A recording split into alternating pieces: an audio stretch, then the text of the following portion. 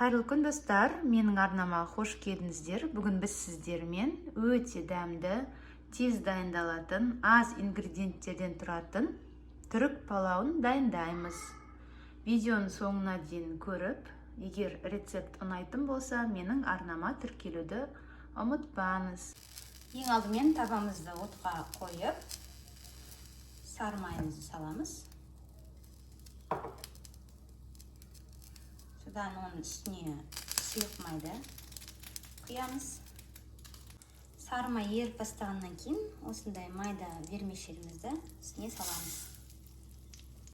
Бұл вермишель жалпы өте тез қызарады, сол үшін күйіп кетпес үшін қайта-қайта қозғап тұруымыз керек.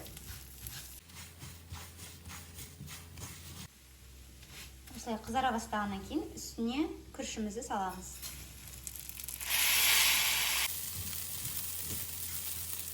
Қайта-қайта қозғап тұруымыз керек. Түбі жабысып қалмас үшін, күйіп кетпес үшін. Жалпы күріш менде лазер күріші, ұзын сопақ күріш, соның дәмдірек болады. Кәдімгі күрішті де қолдансаңыз болады, өз қалауыңыз. Шамамен 2 минутта қуырамыз. Үстіне су құямыз. Су шамамен бетінен 1 сантиметрге асып тұру керек күріштің бетінен. Тұзын саламыз, араластырып, дәмін көріп аламыз. Бір қатты қайнағаннан кейін табамыздың қақпағын жауып, өте баяу отта 15 минут қалдырамыз.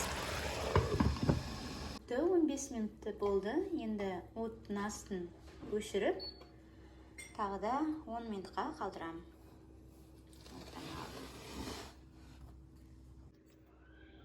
Міне осындай болып шығады, достар. Өте дәмді.